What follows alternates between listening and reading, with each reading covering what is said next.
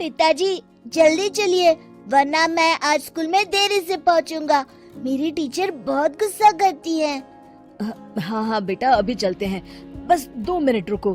तभी रमेश की पत्नी कमरे से बाहर आती है और रमेश से कहती है, सुनिए जी, आज शाम को आप ऑफिस से जरा जल्दी घर आ जाइएगा। याद है ना, आज आपको मुझे शॉपिंग कराने के लिए लेकर जाना है। अरे भाग्यवान, इस महीने हाथ जरा तंग है। मेरी मानो तो शॉपिंग का विचार कुछ दिनों के लिए अपने दिमाग से निकाल ही दो।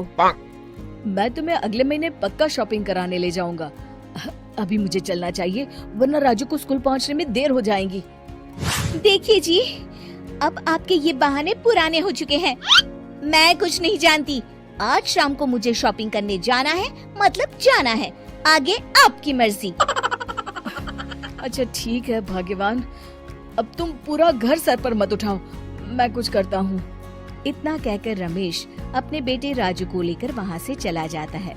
घर से निकलने के लिए रमेश जैसे ही अपनी मोटरसाइकिल शुरू करता है, तभी उसकी माँ उसे आवाज देकर कहती है, अरे रमेश, आज शाम को मुझे कुछ पैसे दे देना। याद है ना, मैंने तुझसे कहा था कि मुझे मंदिर में चढ़ावा चढ़ाना है। अरे माँ, मेरी तनख्वाह आने में अभी 10 दिन बचे हैं। अभी मेरे पास बिल्कुल पैसे नहीं है। हाँ, मेरी तनख्वाह मिलते ही मैं तुम्हें पैसे दे दूंगा। रमेश की माँ चिढ़कर कहती है, अरे तेरा दिमाग तो खराब नहीं हो गया? मैंने तेरे भरोसे मंदिर के पुजारी जी से वादा कर दिया है और तू कह रहा है कि पैसे नहीं है। अब मैं पुजारी जी को क्या जवाब दूंगी? तुझे तो मेरी इज्जत की भी कुछ परवाह नहीं है। अच्छा ठीक है माँ, अब तुम गुस्सा मत करो, मैं शाम तक कुछ इंतजाम करता हूँ। इतना कहकर रमेश वहाँ से चला जाता है। फिर दोपहर को जब रमेश अपने दफ्तर में बैठा होता है, तब उसे अपनी पत्नी और माँ की बातें याद आती हैं। रमेश अपने दफ्तर के एक साथी मोहन से कुछ रुपए उधार मांगता है। अरे भाई मोहन, मेरा एक छोटा सा काम कर दो, मुझे कुछ रुपयों की सख्त जरूरत है। मुझे कुछ दिनों के लिए क्या तुम रुपए उधार दे सकते हो? अरे रमेश भाई,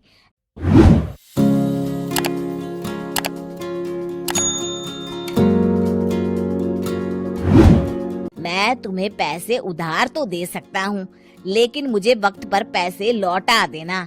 वैसे भी मेरा मानना है कि दोस्ती यारी में कभी पैसों का व्यवहार नहीं करना चाहिए। ये कहावत तो तुमने सुनी ही होगी कि उधार प्रेम की कैंची है। मैं नहीं चाहता कि पैसों को लेकर हमारा रिश्ता खराब हो। अरे मोहन, तुम बिल्कुल चिंता मत करो, मैं तुम्हारे पैसे वक्त पर लौटा दूंगा। फिर मोहन रमेश को पैसे दे देता है। शाम को घर आकर रमेश कुछ पैसे अपनी माँ को देता है और साथ ही अपनी पत्नी को भी शॉपिंग कराने बाजार लेकर जाता है। रमेश की पत्नी और उसकी माँ का स्वभाव जरूरत से ज्यादा खर्चीला होने के कारण दोनों हमेशा बेवजह पैसे खर्च करती हैं। फिर एक दिन, सुनिए जी, अगले हफ्ते हमने छुट्टियों में कहीं बाहर जाने का प्लान बनाया था। आपने पैसों का इंतजाम कर लिया ना? अरे अभी कहाँ, अभी तो मेरे पास बिल्कुल पैसे नहीं है। हम कभी और चले जाएंगे। देखिए जी, मैंने सभी सहेलियों से कह दिया है कि मैं बाहर घूमने जा रही हूँ। अगर मैं नहीं गई तो सब मुझ पर हंसेंगी। आप कहीं से भी पैसों का इंतजाम कीजिए जी। इतना कहकर रमेश की पत्नी वहाँ से चली जाती है। वहीं दूसरी तरफ रमेश की माँ भी तीर्थ यात्रा जाने की जिद करती है और रमेश से पैसे मांगती है। फिर अगले दिन रमेश एक सेठ से पैसे उधार लेकर अपनी पत्नी और बेटे को घुमाने ले जाता है और अपनी माँ को भी तीर्थ यात्रा पर भेज देता है।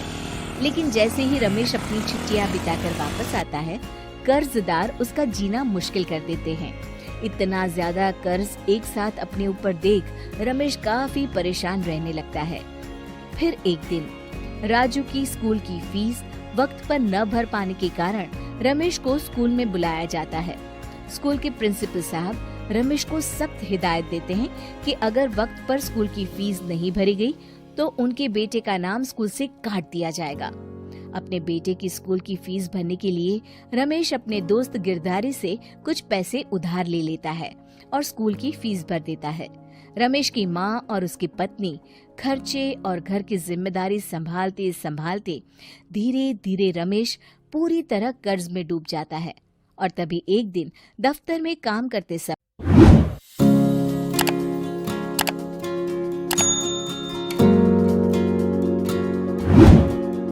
रमेश की तबीयत अचानक बिगड़ जाती है और वो बेहोश होकर गिर पड़ता है। उसे जल्दी से पास के एक अस्पताल में भर्ती कराया जाता है। रमेश के घर वालों को ये बात पता चल जाती है तो वे सभी अस्पताल पहुंचते हैं। अस्पताल के डॉक्टर साहब उन्हें बताते हैं, देखिए, देर रात तक जागने और जरूरत से ज्यादा काम करने की वजह से इन्हें चक्कर आ गया था। बेहतर यही होगा कि इन्हें कुछ दिनों के लिए पूरी तरह आराम करने दिया जाए। रमेश की हालत देखकर उसके बेटे राजू को बहुत गुस्सा आता है और वो अपनी दादी और माँ से कहता है, माँ, दादी, मैं इतना छोटा हूँ, फिर भी मैं इतना समझता हूँ कि पिताजी दिन रात दफ्तर में काम करके पैसे कमाते हैं। पिताजी अकेला पूरा घर संभालते हैं और आप दोनों अपने फिजूल के खर्चों के लिए उन पर दबाव डालते रहते हैं। आज पिताजी की हालत के जिम्मेदार तो आप दोनों हैं। राजू की समझदारी भरी बातें सुनकर रमेश की माँ और पत्नी को अपनी गलती का एहसास होता है और दोनों की आंखों में आंसू आ जाते हैं। फिर कुछ दिनों के बाद रमेश की तबीयत एकदम अच्छी हो जाती है और वो पहले की तरह अपने काम पर जाने लगता है। रमेश की माँ और पत्नी अब उसे किसी प्रकार की कोई तकलीफ नहीं देते और ना ही उससे किसी चीज की मांग करते हैं। फिर देखते ही देखते रमेश अपने कर्ज के सारे पैसे चुका देता है। उसकी जिंदगी पहले की तरह अच्छी हो जाती है और वो अपने परिवार के साथ खुशी खुशी रहने लगता है। शिक्षा, हमारे रिश्ते एक तराजू की तरह होते हैं जिसकी दोनों ओर जिम्मेदारी और समझदारी का वजन बराबर होना चाहिए।